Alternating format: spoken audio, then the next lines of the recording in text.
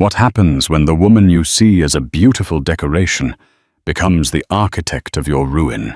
For Kelsey Jones, a man who built an empire from steel and shear, Will his wife, Keelan, was the final perfect acquisition. But as he sat in his penthouse office, the divorce papers gleaming on the mahogany desk, he made a fatal miscalculation. He believed he held all the power. He gave her a week to sign away her life, her future, and their unborn child. He was waiting for her signature. What he didn't know was that while he waited, she wasn't crying. She was calculating. And in one of the most audacious corporate maneuvers Wall Street had ever seen, the pregnant wife had already frozen every single dollar he had. This isn't a story of a broken heart. It's the story of a queen taking the throne. The air in the Jones penthouse, perched 68 floors above Central Park, was always the same cool, still, and smelling faintly of white lilies and money. It was an atmosphere Kelsey Jones had meticulously curated, much like everything else in his life. His suits were bespoke Savile Row, his watch a Patek Philippe Grandmaster chime, and his wife Keelan was arguably his most prized possession. Keelan Rossi had been an art historian, full of fiery passion and opinions when she met him. Kelsey, the self-made titan of Jones Industries, had been captivated by her vibrancy, a stark contrast to the transactional relationships he was used to.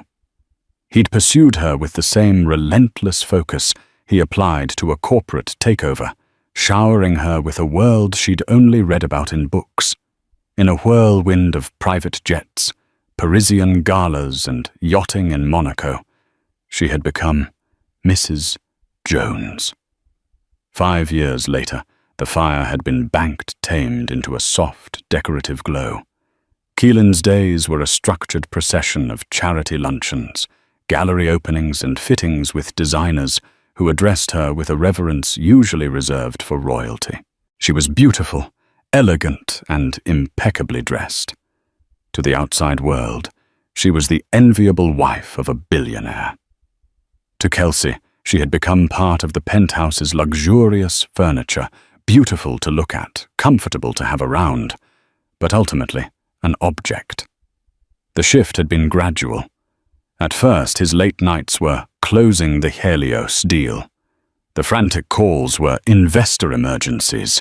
His increasing distance was the pressure of the empire. Keelan, wanting to be the supportive wife, had accepted it. She'd pour him a Macallan 30 when he came home at 2 a.m., the scent of an unfamiliar perfume clinging faintly to his collar, and would tell herself she was imagining it. But the signs were becoming impossible to ignore. There was a name that kept appearing in hushed phone calls: Chloe. Chloe Vance, a ruthlessly ambitious VP in his marketing department, with a social media presence as sharp and curated as her ambition. Keelan had seen her once at a company gala, a woman with predator's eyes and a smile that didn't reach them. The final brutal confirmation came not from a lipstick stain or a stray text, but from a jeweler's receipt.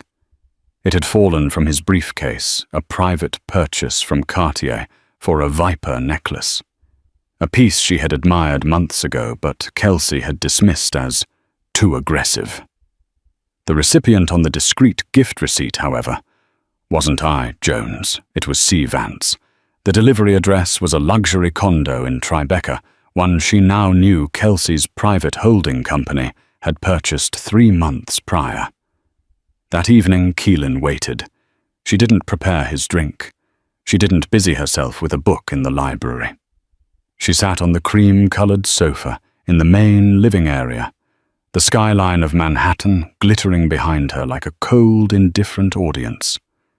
The receipt lay on the glass coffee table. Kelsey walked in just after midnight, shrugging off his coat.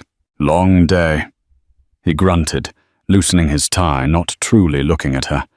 "The Helios deal is in its final phase. Utterly draining."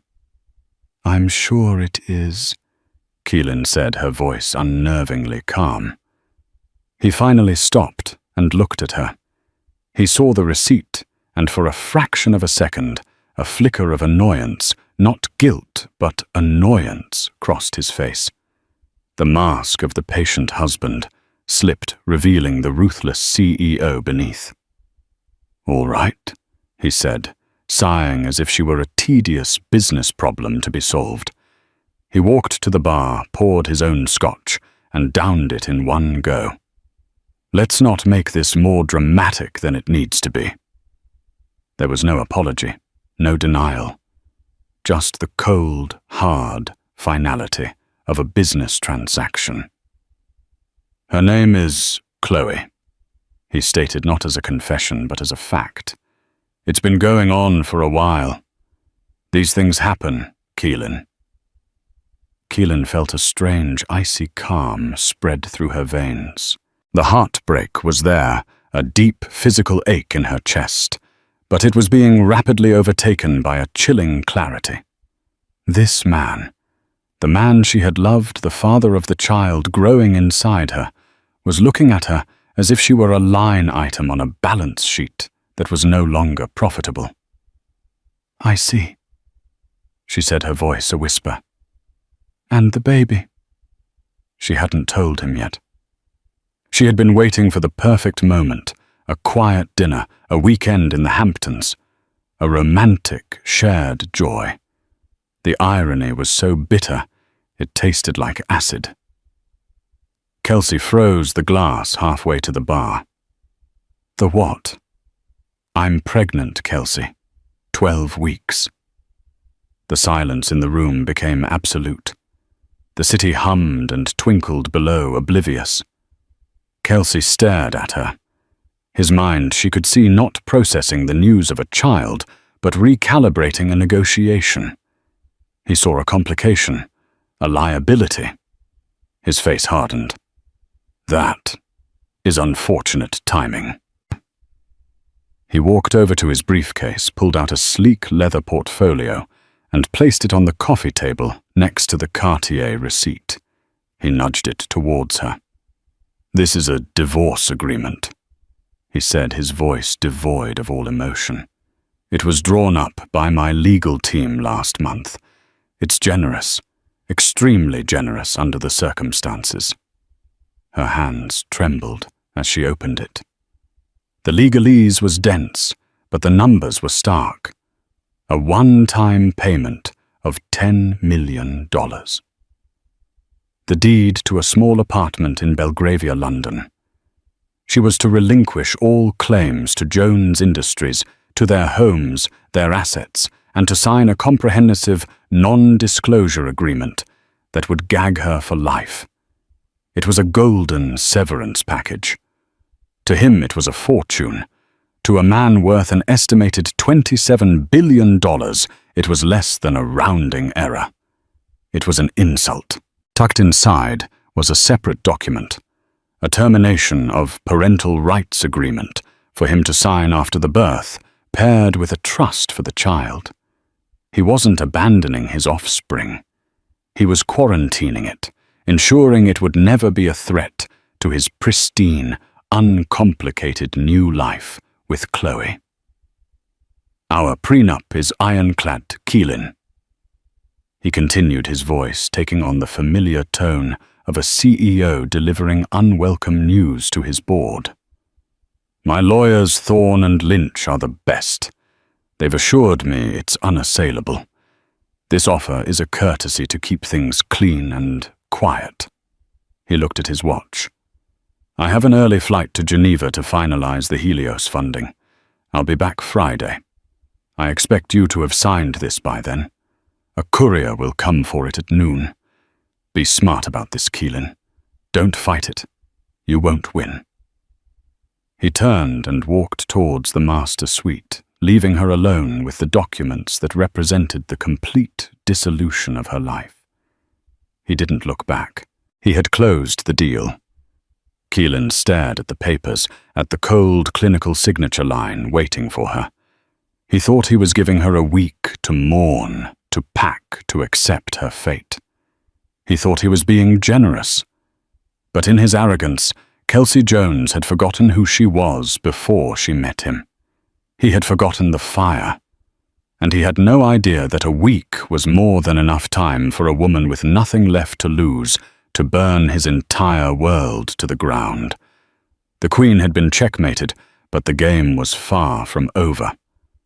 For the first 24 hours, Keelan did exactly what Kelsey expected her to do. She shattered.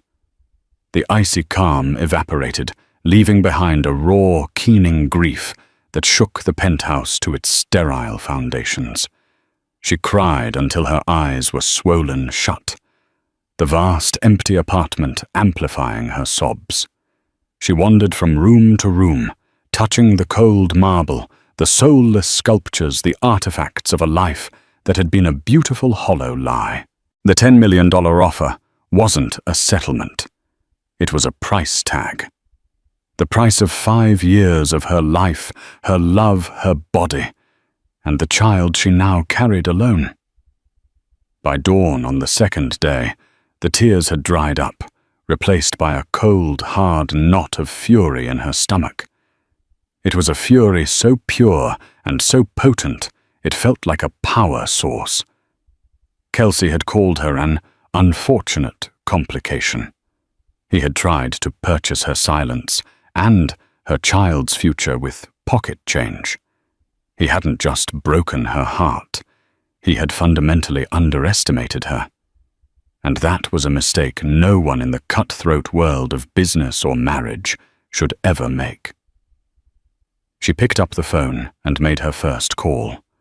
Not to her mother, not to a friend, but to the one person she knew who understood the language of war, that Kelsey spoke so fluently, her older sister, Sophia Rossi. Sophia was everything Keelan appeared not to be, a senior partner at a prestigious international law firm in London. Sophia was pragmatic, sharp-tongued, and had a mind like a steel trap. She had always been wary of Kelsey seeing a predator where Keelan had seen a savior. "Bella."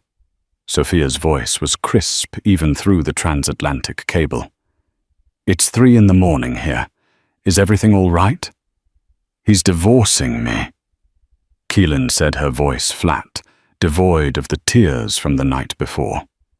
She explained everything: the affair with Chloe Vance, the pre-signed papers, the insulting offer, and the pregnancy. There was a moment of silence on the line, and then Sophia spoke, her voice laced with a cold anger that mirrored Keelan's own. "That son of a bitch." Okay, Bella. Listen to me. Do not sign anything. Do not speak to him. Do not respond to his lawyers. Do not pack a single bag. That penthouse is your home. You are a pregnant woman being abandoned by your husband. In the eyes of any court, you are in a position of power no matter what his ironclad prenup says. He said it's unassailable. Keelan whispered, the fear creeping back in.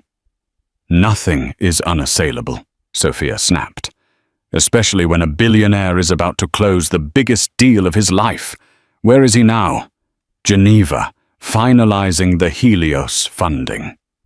Sophia went quiet again, but this time Keelan could almost hear the gears turning in her sister's brilliant legal mind. The Helios deal. He's been working on that for 2 years. He's poured everything into it, hasn't he? His personal capital company liquidity. It's all tied up. Yes, Keelan said, a flicker of understanding beginning to dawn. He said it's his legacy.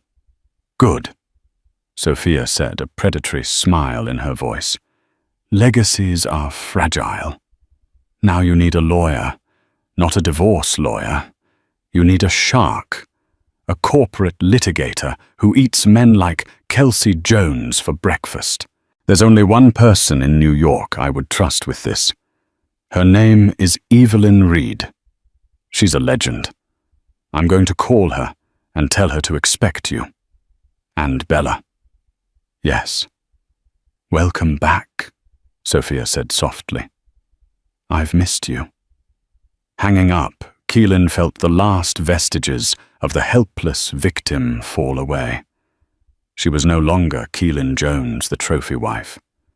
She was Keelan Rossi, and she was going to war.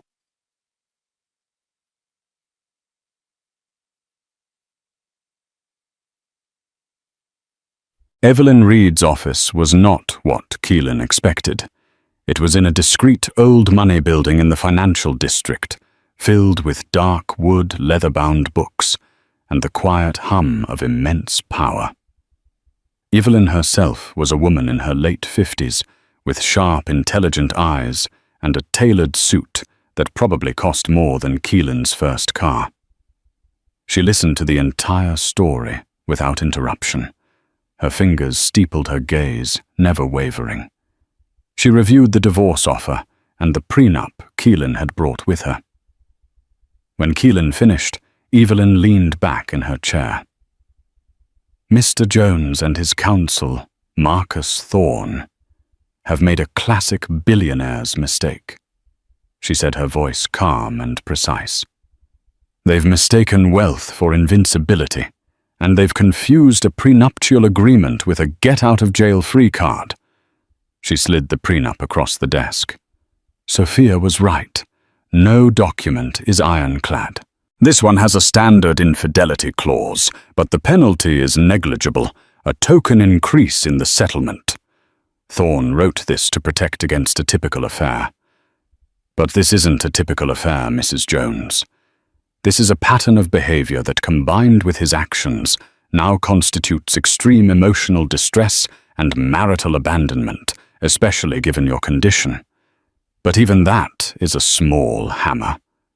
Evelyn leaned forward, her eyes glinting. We're not going to use a small hammer. We're going to use a tactical nuclear weapon. She turned her computer monitor towards Keelan. On the screen was a detailed financial news report about the Helios initiative. It was a massive multi-billion-dollar green energy project that Kelsey was staking his entire company's future on. The deal is set to be finalized and funded by a consortium of Swiss and German banks on Friday, Evelyn explained. To secure this, Mr. Jones has leveraged a significant portion of his personal assets and Jones Industries' liquid capital as collateral. He's cash poor at this exact moment, but on the verge of becoming wealthier than ever. He is, for lack of a better term, financially exposed. What does that mean? Keelan asked. It means he's vulnerable. We are going to file an emergency petition with the family court. We will allege that Mr. Jones is about to enter into a high-risk financial venture and is attempting to fraudulently shield marital assets, the assets of your shared life, and your unborn child's legacy prior to a divorce settlement. We will request an immediate temporary freeze on all his personal and primary corporate accounts pending a full financial disclosure. Keelan felt a jolt of fear and excitement. Can we do that? He has presented you with divorce papers. He has a long-term mistress installed in a property his company owns. You are pregnant with his heir, and he is hours away from moving billions of dollars of what is for now still marital property into a new complex international structure. I can't think of a better case for an emergency injunction, Evelyn stated coolly. He thinks he's in control of the timeline. We are going to take that timeline away from him. The plan required one more element. They needed to know everything. Not just about Kelsey's finances, but about Chloe Vance. Evelyn made a call. An hour later, a man named Arthur Finch arrived. He was unassuming, dressed in a simple tweed jacket, and had the air of a history professor. He was, as Evelyn explained, the best private investigator in the city. Mrs. Jones, Finch said with a polite nod. Evelyn has briefed me. I need everything you know. Schedules, habits, passwords, anything. The smallest detail can unravel the largest lie. For the next few hours, Keelan became a forensic accountant of her own marriage. She gave Finch the number for Kelsey's private driver, the name of his personal banker at Goldman Sachs, the passcode to his home office computer, a detail he'd carelessly mentioned months ago. She, the invisible wife, had seen and heard everything. The hushed calls about Vanguard Corp being a rival bidder for Helios, the name of the shell corporation, Artemis Holdings, that owned Chloe's condo. As she spoke, she realized how much information she had passively absorbed over the years. She was not just a decoration. She had been a silent witness. Finch listened, taking meticulous notes. "This is excellent," he said finally. "Ms. Vance's digital footprint will tell us a story, I assure you. And I'll take a look at Artemis Holdings and this Vanguard rivalry. You'd be surprised what people leave lying around in public records." When Keelan left Evelyn Reed's office that evening, the sun was setting, casting long shadows across the concrete canyons of Wall Street. She walked not with the shuffle of a victim, but with the determined stride of a commander. Kelsey was in Geneva, celebrating his impending victory with his mistress. He was waiting for a signature. He had no idea that back in New York, his wife was assembling an army and preparing to launch a preemptive strike that would rock the foundations of his empire. The clock was ticking. But it was no longer his clock. Thursday, the day before the axe was due to fall, was a study in contrasts. In Geneva, Kelsey Jones was living his apotheosis. He and Chloe Vance occupied the royal penthouse suite at the Four Seasons, a palace of glass overlooking the lake. The mood was celebratory. The consortium of bankers had been utterly won over. The final paperwork for the Helios initiative was being drawn up. By noon on Friday, the funds would be transferred, and Jones Industries would ascend to a new global echelon. Chloe, draped in silk and wearing the Cartier Viper necklace, was a vision of victory. "I told you they'd be putty in your hands, Kelsey," she purred, clinking her champagne flute against his. "They see what I see. A king." Kelsey smiled, a genuine, rare smile of pure triumph. Thorne called. The package was delivered to Keelan. "The courier is scheduled for noon tomorrow. It will all be clean. A new empire, a new life." He looked at Chloe, his partner in this new world. He felt no guilt, only a sense of shedding a heavy, outdated skin. Keelan was the past. Chloe was the future. His phone buzzed. It was his CFO, David Chen, calling from New York. Kelsey ignored it. "Not now," he murmured to Chloe. "Nothing can spoil this." In New York, Keelan was living in a state of suspended animation. She had spent the night at a hotel suite booked by Evelyn, a sterile, anonymous space that felt like a command bunker. She hadn't slept. She'd spent the hours staring at her phone, at the single picture from her last ultrasound, the tiny, grainy image of a life that had become her sole reason for this fight. At 9:00 a.m. sharp, Evelyn called. "We're filing now," she said, her voice crisp. "The judge on duty for emergency petitions is Judge Mariah Esposito. She's tough, but she has very little patience for billionaire husbands who try to screw over their pregnant wives. This is our best shot. I'll call you the moment I have news." Keelan disconnected the call and held her breath. The next few hours were the longest of her life. She paced the room, the city below a meaningless blur. This was the point of no return. If the injunction failed, she would have nothing. She would have shown her hand and lost, leaving her at the mercy of a man who had none. At 11:15 a.m., her phone rang. It was Evelyn. "We got it," Evelyn said, and Keelan could hear the fierce satisfaction in her voice.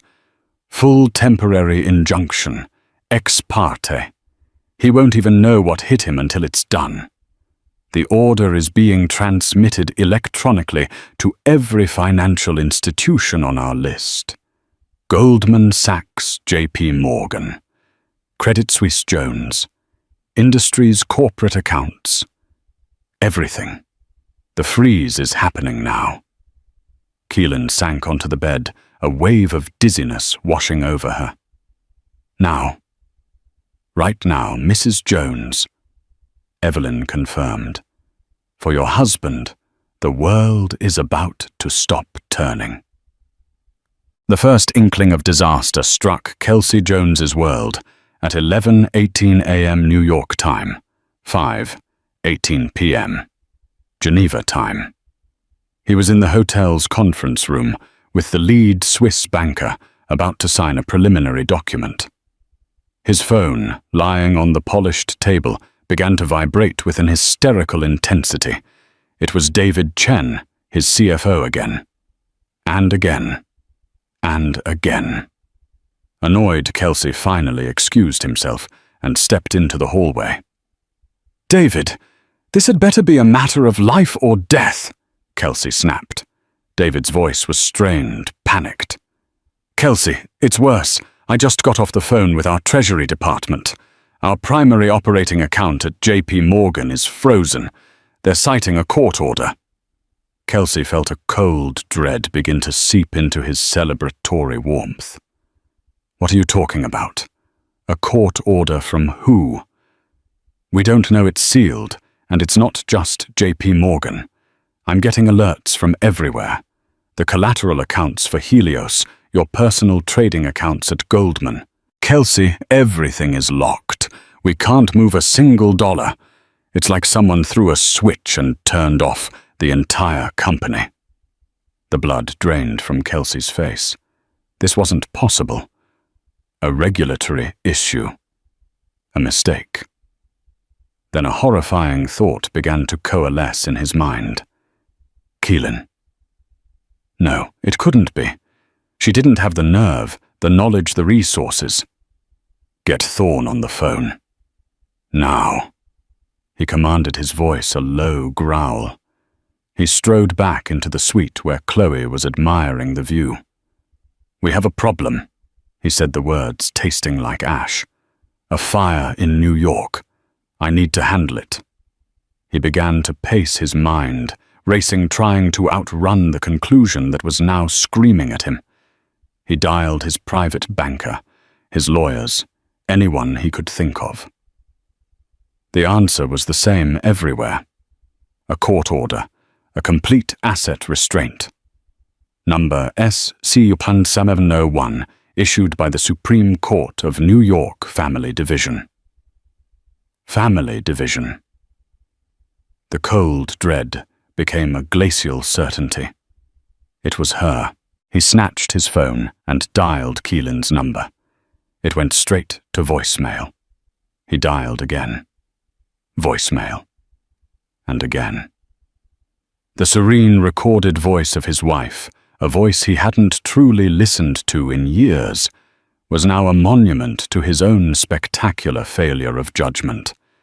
His lawyer, Marcus Thorne, finally called back, his voice grim.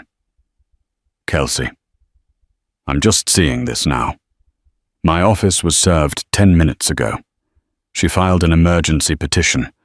She's claiming marital abandonment, fraudulent conveyance of assets. She's contesting the prenup.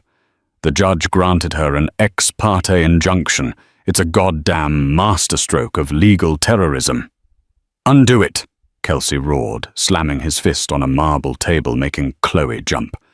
"You're my lawyer, fix it." "It's not that simple," Thorne shot back. "This is an emergency order. It'll take days, maybe weeks, to get a hearing to appeal it. And by then, Kelsey, the Helios funding. The consortium's deadline is tomorrow." The reality of it hit Kelsey with the force of a physical blow. The deal of his lifetime, his legacy, was predicated on his ability to move capital. Without access to his funds, the deal was dead. Keelan hadn't just inconvenienced him. She had aimed a missile at the heart of his empire and fired. He ended the call, his breathing ragged. He looked at Chloe, at her beautiful, confused face, the viper necklace suddenly looking garish and cheap. She was a symptom of his arrogance, and he was now paying the price. He dialed Keelan's number one more time, a primal fury building inside him. This time she answered. Her voice was not the voice of the weeping woman he had left behind.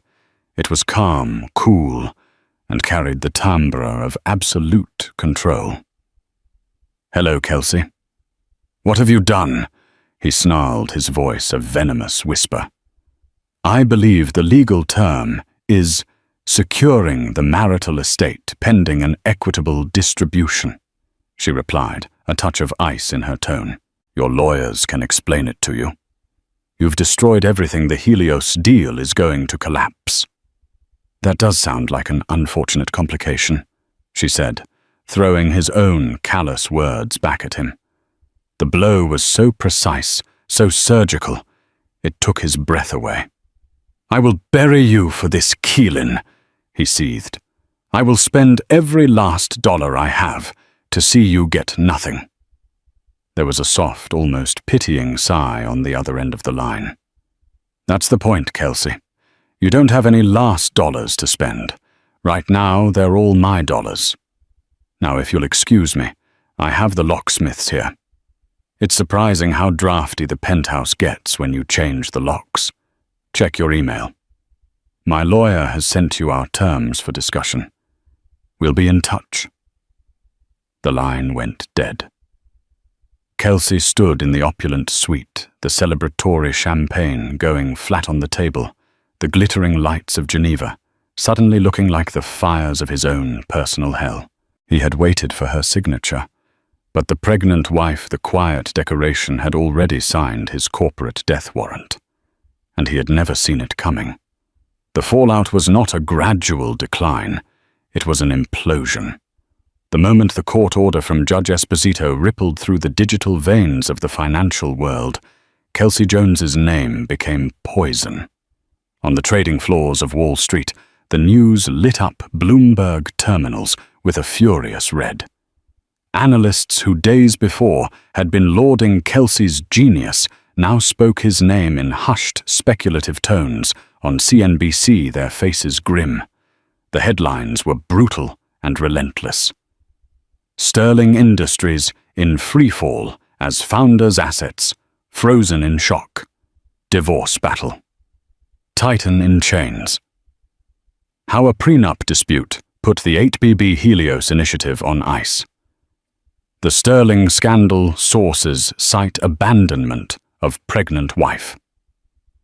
Gross financial mismanagement. Kelsey's humiliating flight back from Geneva was a journey through the 9 circles of his own personal hell. The usual deference from his pilots and crew was replaced by a strained, uncomfortable silence. He sat alone in the plush cabin, the celebratory champagne flutes now mocking artifacts of a victory that had turned to ash in his mouth. His phone, once a scepter of power, was now a torture device, vibrating incessantly with calls from panicked board members, demanding answers, furious investors threatening lawsuits, and a ravenous press corps hungry for every sordid detail. He was a king without a kingdom, locked out of his penthouse and forced to take refuge in a sterile suite at the Carlisle Hotel, a prisoner of his own making. The greatest blow came during a hastily arranged conference call with the Swiss banking consortium. There were no pleasantries. A stern-voiced banker from Zurich, a man who had been fawning over him 48 hours earlier, spoke in cold, formal tones. "Mr. Jones, given the unforeseen legal entanglements and the resulting freeze on the pledged collateral, we are invoking Clause 17B of our preliminary agreement regarding a material adverse change. The consortium is officially terminating its commitment to the Helios initiative, effective immediately." Kelsey listened, his hand gripping his phone so tightly he thought the plastic might crack.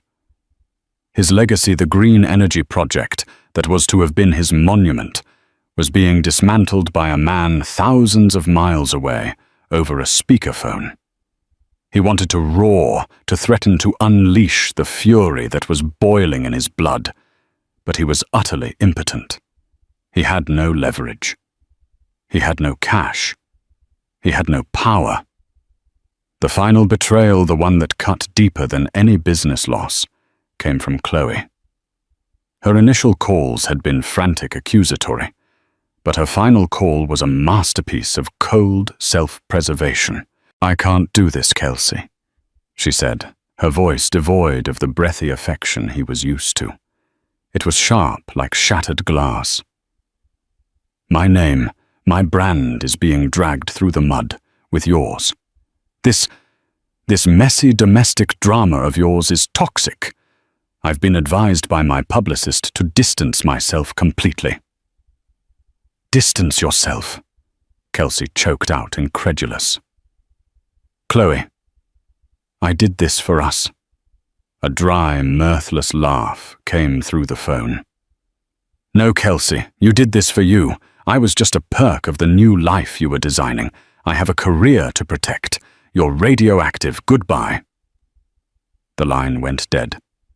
He later learned from his security detail that she had cleared out the Tribeca condo within hours. The viper necklace, the symbol of his betrayal, was gone with her. He had torched his marriage and risked his empire for a woman whose loyalty was worth less than the silk sheets she'd slept on. Humiliated, abandoned, and financially paralyzed, Kelsey Jones had no moves left. He could either watch his company be torn apart by lawsuits and a board revolt, or he could walk into the lion's den and beg for a truce. His lawyer, Marcus Thorne, arranged the meeting. The offices of Reed and Associates were the antithesis of Jones Tower's gleaming modern hubris. The building was old stone. The lobby was hushed, and the air smelled of lemon oil and old paper. It was the scent of established power, of secrets kept, and battles won long before men like Kelsey Jones had ever made their first million. As he and Thorne rode the wood-paneled elevator up, Kelsey felt a profound sense of dislocation. He was not here to command or dictate. He was a supplicant entering enemy territory. The boardroom was just as intimidating. At the far end of a vast, dark mahogany table sat Evelyn Reed, her posture radiating a hawk-like focus. And beside her, bathed in the soft morning light from the window, was Keelan. The sight of her sent a jolt through him. He had braced himself for tears, for rage, for the righteous fury of a woman scorned. He was prepared for none of this. She was dressed in a simple, elegant cashmere dress that gracefully accommodated her now more pronounced pregnancy. Her hair was pulled back. Her face was serene, and she met his gaze not with hatred, but with a calm, disconcerting resolve. She looked formidable. The transformation was so complete it was disorienting. This was not the woman he had left in their penthouse a week ago. This was a stranger, and she held all the cards. "Let's dispense with the pretense that you are here." "Voluntarily," Evelyn began, her voice cutting the silence. "Your company's stock has lost 42% of its value. The Helios deal is dead. And 3 of your board members have already contacted me through back channels to express their concerns about your leadership. You are not here to negotiate, Kelsey. You are here to surrender." Thorne, attempting to salvage a scrap of dignity, cleared his throat. "Now, Evelyn, my client is here in good faith to find an amicable resolution to this unfortunate Keelan spoke for the first time, her voice quiet, but carrying immense weight. "Unfortunate is misplacing your car keys, Kelsey. Trying to discard your pregnant wife with a gag order and a pittance while you run off with your assistant is not unfortunate. It's a calculated act of cruelty." Kelsey flinched. Her directness was a weapon he hadn't anticipated. My client, Evelyn, interjected smoothly, taking back control, is willing to petition the court to unfreeze enough capital to prevent the immediate insolvency of Jones Industries. But before we even begin to discuss the terms of that charity, there is another matter we must address, a matter of security. Evelyn gestured to an associate who placed a thin blue folder in the center of the table. As you know, we retained the services of an investigator, Mr. Arthur Finch. He is not a typical PI who rifles through trash cans. Mr. Finch is a forensic specialist, a veritable historian of secrets. We initially hired him to document your relationship with Ms. Vance for the purpose of this divorce, but Mr. Finch is exceptionally thorough. He found something else, something far more interesting. She slid the folder across the table. With trembling hands, Kelsey opened it. Inside were not salacious photos, but something far more chilling: copies of encrypted text messages, logs of burner phone calls, and international wire transfer statements. His eyes scanned the pages, a cold dread solidifying in his gut. He saw Chloe's name next to phrases like confirming SI vulnerabilities and final Helios bid specs received. He saw a payment of $500,000 from a numbered account in the Cayman Islands, dated 2 days after he had won the Helios bid. As Kelsey's mind reeled, struggling to process the impossible data before him, Evelyn's voice narrated his ruin with clinical precision. Vanguard Corp was your main rival for Helios, were they not? You beat them by a razor-thin margin, a fact you celebrated. What a coincidence it is then that Chloe Vance's older brother, Michael Vance, is Vanguard's executive VP of strategy. And what a further coincidence that the Cayman Islands account that has been paying Ms. Vance a handsome consulting fee for the past year is wholly owned by a shell corporation registered to Vanguard's parent company. The pieces slammed together in Kelsey's mind with the force of a physical concussion.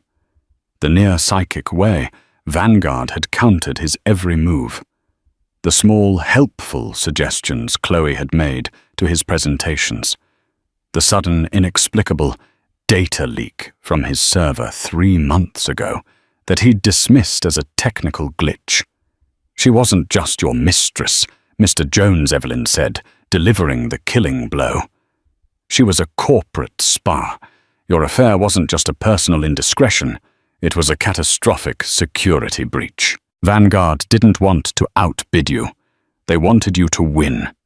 They played on your ego, let you leverage yourself to the breaking point, all so they could either trigger a hostile takeover when your stock inevitably crashed from a scandal, or simply stand by and pick up the shattered pieces of your life's work for pennies on the dollar. Kelsey stared at the folder, his vision blurring. The humiliation was absolute, a black hole consuming everything. It wasn't just that his wife had outmaneuvered him. It was that he had been a pawn, a fool, a willing marionette in his rival's grander scheme.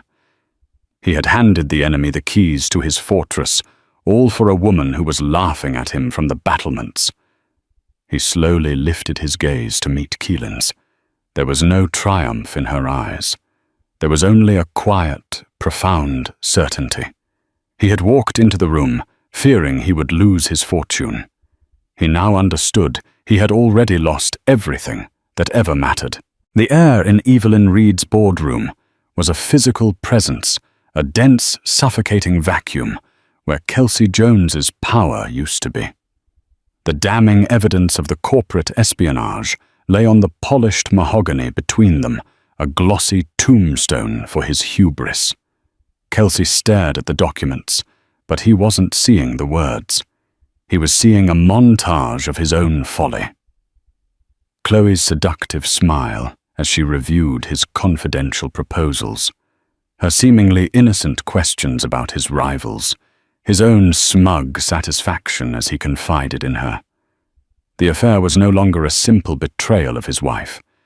It was a betrayal of his own mind, his own empire. He had mistaken a predator for a prize, and the cost was incalculable. Across the table, Marcus Thorne, a man paid millions a year to be invincible, looked pale and shaken. His legal arguments had evaporated. He was a general without an army, facing an opponent who had already won the war and was now simply dictating the terms of surrender. In stark contrast, Evelyn Reed exuded a predatory calm, watching the proceedings with the detached satisfaction of a master strategist, observing a flawless checkmate. And then there was Keelan. She had remained silent throughout the revelation, a portrait of unnerving stillness.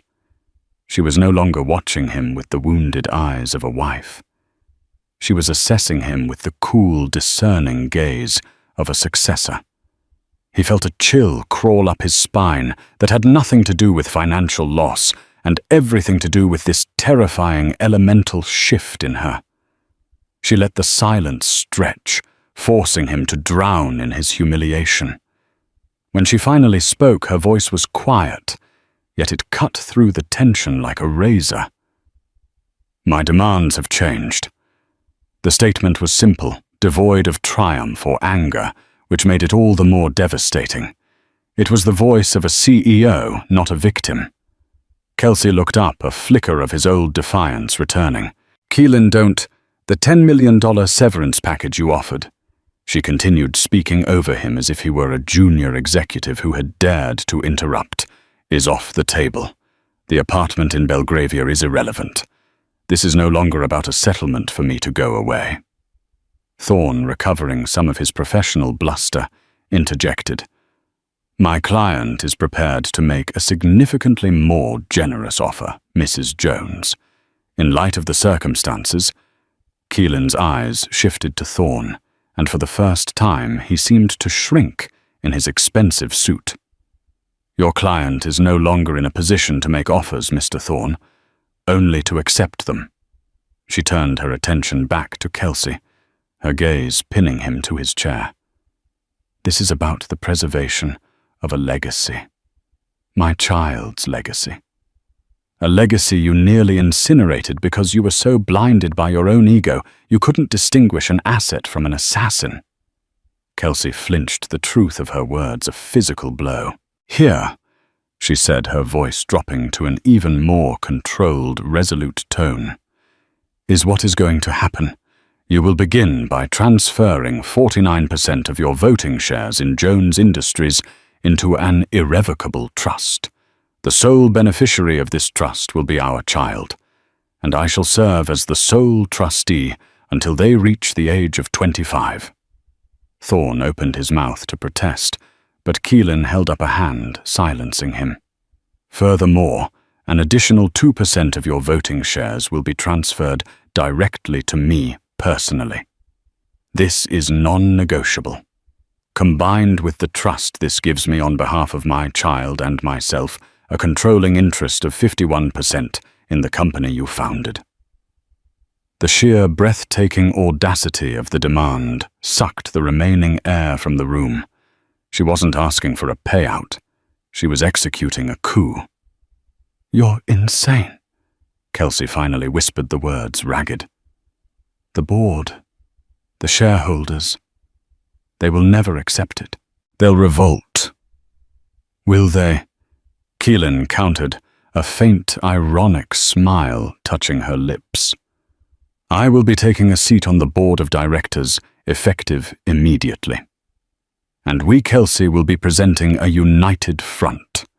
We will release a joint statement about our reconciliation, a decision made for the stability of the company, and our commitment to the family we are building. We will remain married in name only until a year after our child is born.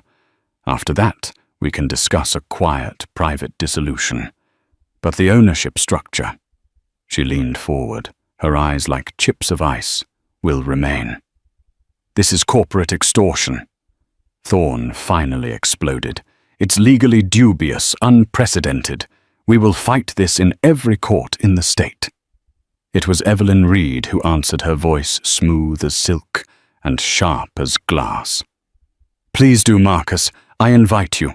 While you're filing your motions, we'll be filing our own.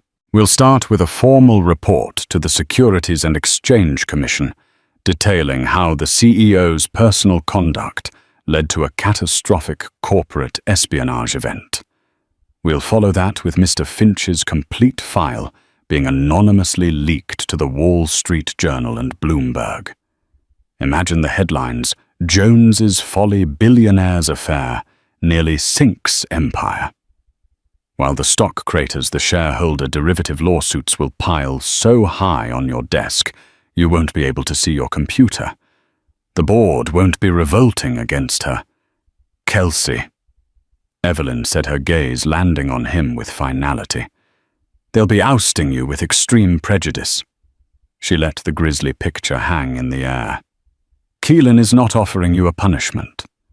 She is offering you a lifeline. She is offering to personally step in and clean up your catastrophic mess. She is offering to put her own name and reputation on the line to shield you from public and professional ruin. She is saving you from yourself. In return, she's taking the keys to the kingdom. Frankly, it's the best deal you're ever going to get. Kelsey looked from his lawyer's horrified face to Evelyn's triumphant one. But his gaze ended on Keelan. He saw the fire he had once admired, now refined into a crucible of immense strength. He had tried to confine her to a gilded cage, and she had responded by seizing the entire fortress, not with cannons and fire, but with intelligence and strategy. The war was over. He had lost before he even knew he was fighting. A great, shuddering breath left his body, the last gasp of his absolute power. His shoulders slumped in utter defeat. "Draw up the papers," he said, the words tasting like ash in his mouth. 6 months later. The boardroom of Jones Industries was a different world. The aggressive, monolithic portraits of industry Kelsey had favored were gone, replaced with striking pieces of modern art that were both bold and thoughtful. The energy in the room itself had changed.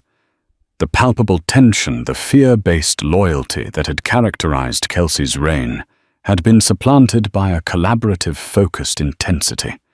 At the head of the long table sat Keelan Jones.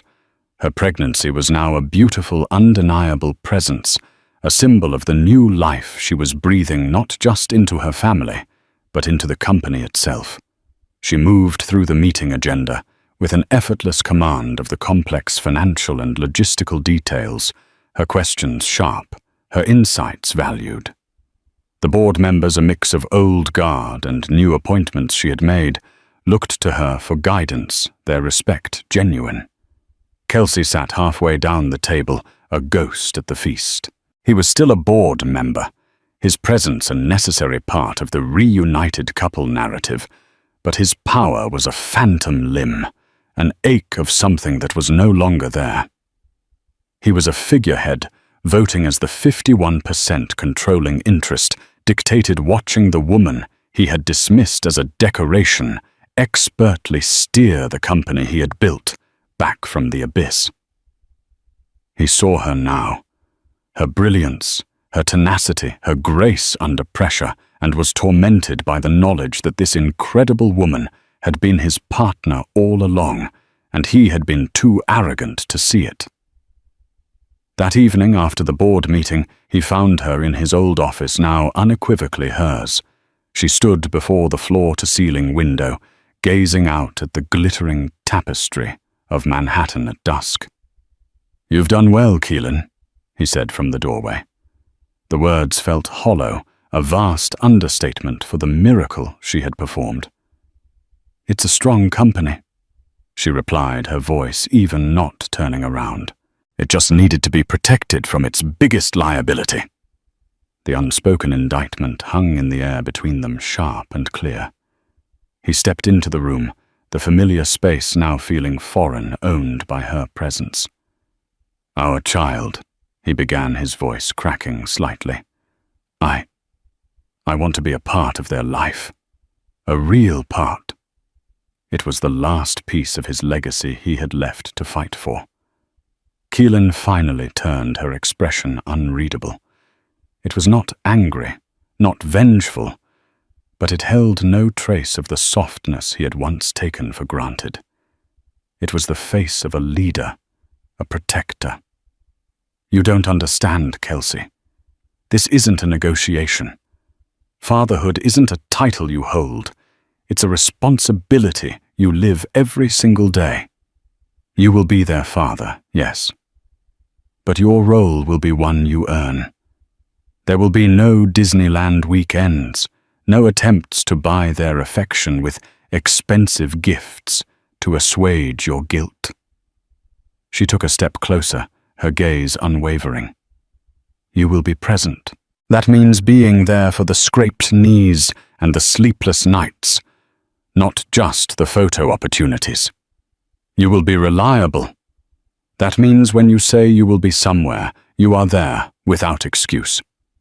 You will be respectful. That means you will respect me as their mother and the head of this company, and you will teach our child by example what it means to treat people with integrity. She placed a hand on her stomach, a gesture of profound, unshakable ownership. Our child will have a father, but they will be raised in a world built and protected by their mother, a world where their security is not dependent on anyone else's whims. Her voice softened, but lost none of its steel. I didn't do this for revenge, Kelsey. I could have watched this all burn and called it justice. I did this for them. I built these walls so high and made this foundation so strong that no one could ever again make them feel disposable or try to buy their future for $10 million. He stood there, stripped of all his defenses, and finally understood. He had started this by trying to sign a piece of paper that would erase her. Instead, she had rewritten their entire world with her own name at the top. He had no reply. There was nothing left to say. With a single defeated nod, he turned and walked out of the office, leaving the Queen alone on her throne, the city lights glittering at her feet like a conquered kingdom. And so the story of Kelsey and Keelan Jones isn't just a tale of wealth and betrayal. It's a powerful lesson in underestimation. It's about the quiet strength that grows in the shadows of someone else's ego. Keelan could have taken the money and disappeared. She could have exposed Kelsey for revenge and watched his empire burn. Instead, she chose the harder, smarter path. She didn't just escape the gilded cage. She took ownership of it, reforging it into a fortress to protect her child's future. She turned her pain into power and heartbreak into a hostile takeover. What would you have done in her position? Would you have fought for justice, for revenge, or for control? Let us know your thoughts in the comments below. These stories of incredible resilience and strategic brilliance are happening all around us, often behind closed doors. If you were captivated by Keelan's journey from a pawn to a queen, please give this video a like, share it with someone who needs a story of empowerment, and make sure you subscribe to the channel for more real-life dramas where the underestimated rise up to claim what is rightfully theirs.